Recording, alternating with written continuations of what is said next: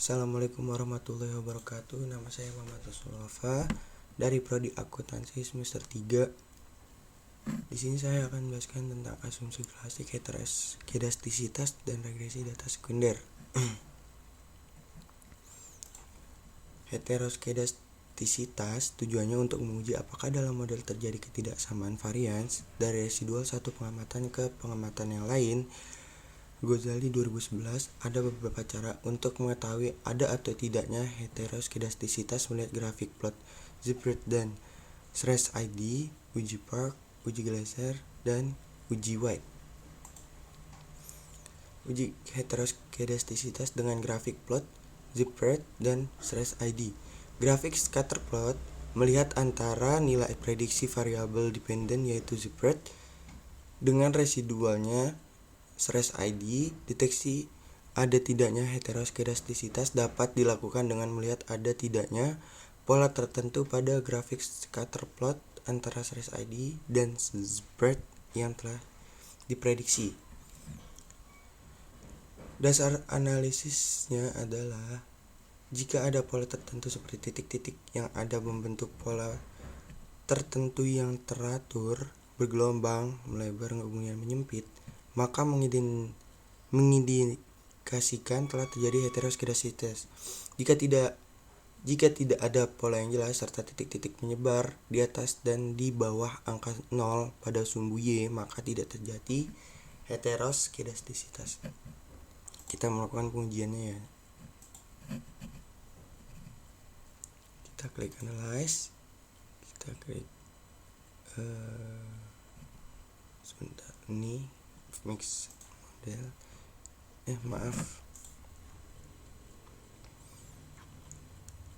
Kita klik analyze, regression. Kita klik linear. Untuk independen kita masukkan keuntungan. Untuk independen kita harga saham, aset dulu dan harga saham. Kita lihat statistiknya, ya duanya aja. Lalu kita klik plots. Yang di plots itu ini Sres ID yang Y. Ini spread. Kita klik continue. Di situ kita oke.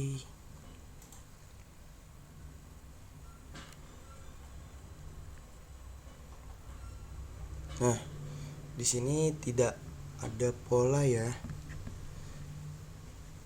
Maka tidak terjadi heteroskedastisitas.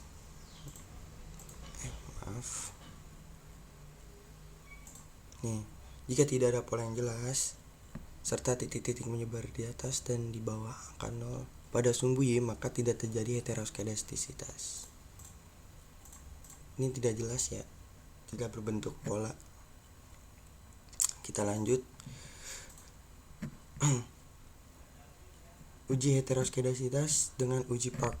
Menurut Ghazali 2011 141 sampai 142, uji Park mengemukakan metode bahwa varians S2 merupakan fungsi dari variabel-variabel independen apabila koefisien parameter beta dari persamaan regresi tersebut signifikan secara statistik.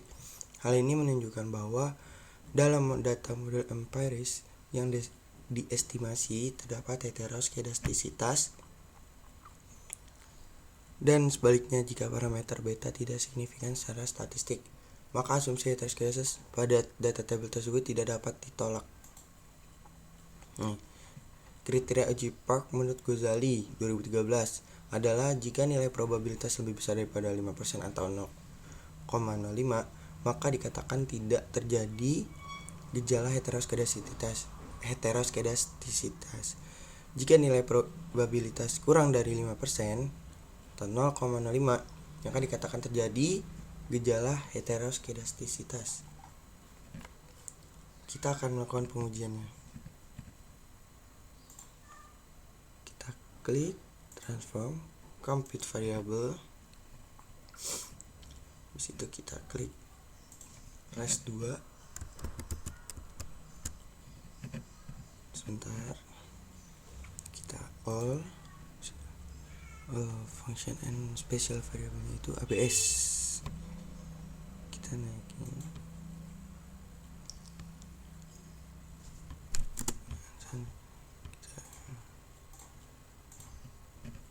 kita klik OK. Kita lihat nih ada res 2 nya, maaf, sebentar, res 2.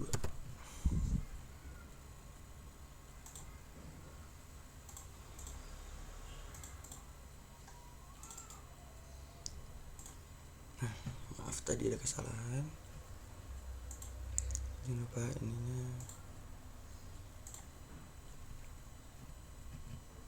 Sekarang kita masukkan yang ln.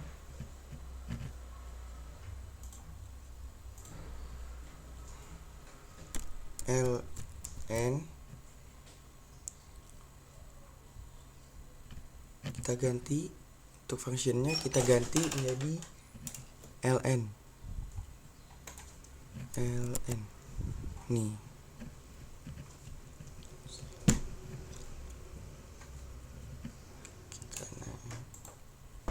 Ini kita hapus dulu ya, maaf, kita hapus, kita masukin ke yang res 2.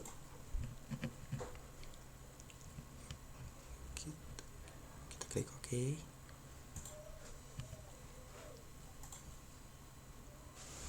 Nah, ini udah keluar. Lalu kita akan mulai pengujiannya, analyze regression.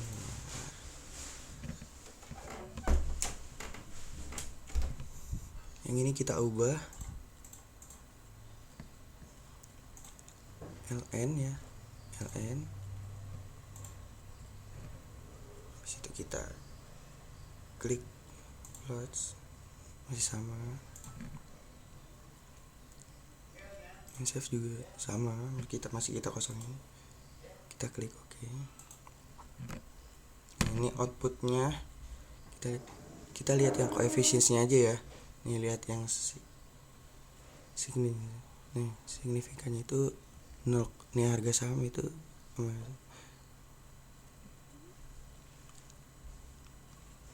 yang aset nih, aset sama harga saham ya 0,498, harga aset itu 0,498, nah harga saham itu 0,889 nih.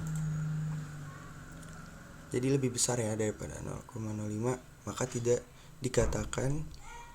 dikatakan tidak terjadi gejala heteroskedastisitas. Pengujian ini udah selesai. Lalu kita lanjut. Uji heteroskedastisitas dengan uji Glaser. Uji Glaser yaitu meregresi nilai absolut residual terhadap a variabel independensi.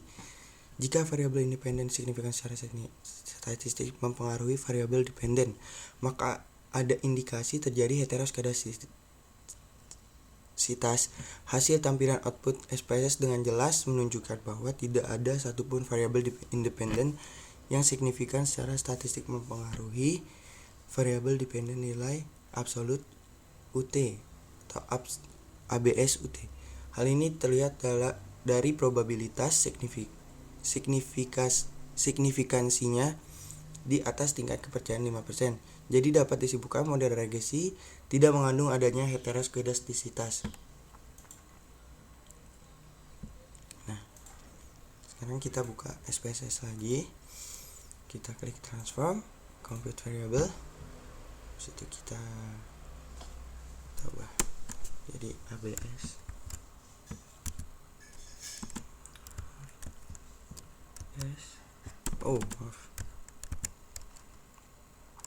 ABS underscore 1. Nah, untuk ininya kita hapus. Kita cari yang ABS.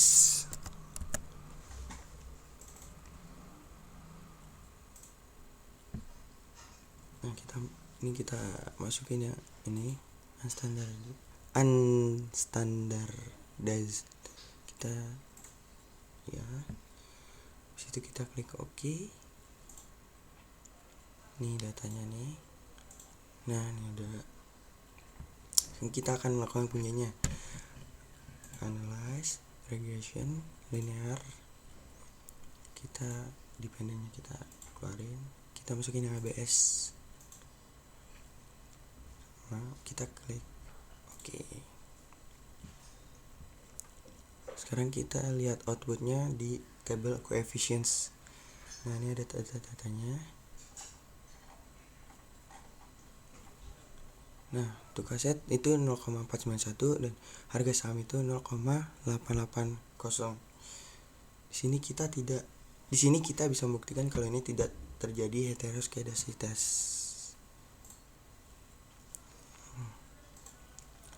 Pengertian regresi. Analisis regresi adalah studi mengenai ketergantungan variabel dependen terikat dengan satu atau lebih variabel independen atau variabel penjelas atau bebas dengan tujuan untuk mengestimasi dan atau memprediksi rata-rata populasi atau nilai rata-rata variabel independen berdasarkan variabel independen yang diketahui. Nih, tujuannya hasil analisis regresi ini adalah koefisien untuk setiap variabel independen. Koefisien ini dihasilkan dari prediksi nilai variabel dependen dengan persamaan. Koefisien regresi dihitung dengan tujuan meminimalisir penyimpangan antara nilai aktual dan nilai estimasi variabel dependen berdasarkan data yang ada. Bentuk umum persamaan regresi berganda adalah Y sama dengan A plus B1X1 plus B2X2 plus B3X3 plus BK. Ini rumusnya ya. Ini penjelasannya nih. Nah, menurut Ghazali, ketepatan fungsi regresi sampel dalam menaksir nilai aktual dapat diukur dari goodness of fit-nya. Secara statistik, hal ini diukur dari nilai koefisien determinasi nilai statistik F dan nilai statistik T. Koefisien determinasi R2. Koefisien determinasi adalah ukuran untuk mengetahui kesesuaian atau ketepatan hubungan antara variabel independen dengan variabel dependen. Besarnya nilai koefisien determinasi berkisar 0 kurang dari sama dengan R2 kurang dari sama dengan 1. Koefisien determinasi digunakan untuk mengukur seberapa jauh kemampuan model dalam menerangkan variasi variabel dependen. Kebanyakan penggunaan koefisien determinasi atau R2 dalam SPSS diambil melalui nilai adjusted R2. Nilai yang mendekati satu berarti variabel-variabel independen memberikan hampir semua informasi yang dibutuhkan untuk memprediksi variasi dependen. Adjusted R2 digunakan karena nilainya tidak terpengaruh oleh banyaknya variabel dependen.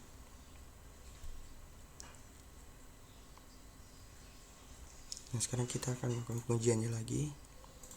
Klik analyze, regression, linear. Nah, untuk dependennya itu kita masukkan yang keuntungan. Ini dependennya tetap. Nah, untuk plusnya ini kita kosongin.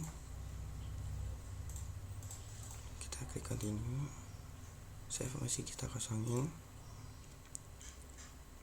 Kita klik OK. Sekarang kita akan model summary-nya. Nah, kita lihat nilai R-square-nya itu 0,965, yang berarti ini tidak terpengaruh.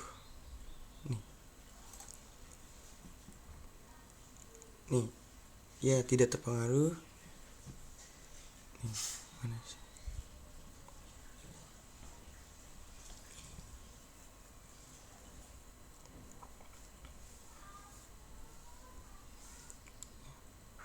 Nih, yang berarti karena nilainya tidak terpengaruh oleh banyaknya variabel independen.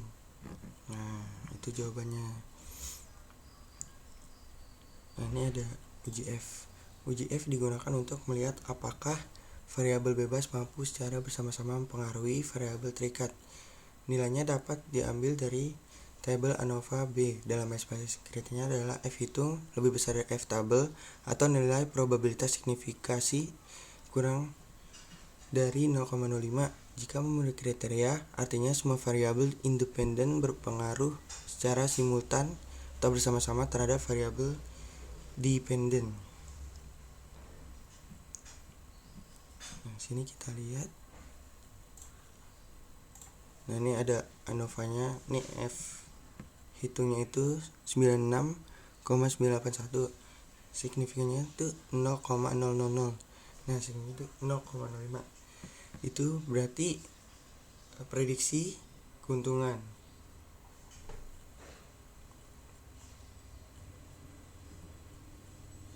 Nah, di sini aja uji Ini ada uji T-nya. Selain mengetahui kemampuan secara bersama-sama, variabel bebas menjelaskan variabel terikat. Juga perlu mengetahui apakah setiap variabel bebas juga berpengaruh terhadap variabel terikatnya. Untuk pengujian ini digunakan uji T. Kriterianya adalah T hitung lebih besar daripada tabel atau nilai probabilitas signifikansinya kurang dari 0,05. Oh ya, untuk uji F-nya itu berarti menurut kriteria, artinya semua variabel dependen berpengaruh secara simultan terhadap variabel dependennya. Menurut kriteria artinya semua variabel independen berpengaruh secara individual terhadap variabel dependen. Ini dia. Terakhir dalam analisis regresi adalah uji asumsi pokok sehingga nilai koefisien regresi yang desain baik dan tidak biasa. Untuk itu dilakukan uji normalitas, multikolinearitas atau korelasi, dan heteroskedasitas. Jika asumsi klasik terpenuhi, maka estimasi regresi akan blue atau base linear unbiased estimator. Kita buka lagi tabel koefisiennya. Nah, sini ada T hitung dan biasanya itu dilihat nih 0,008.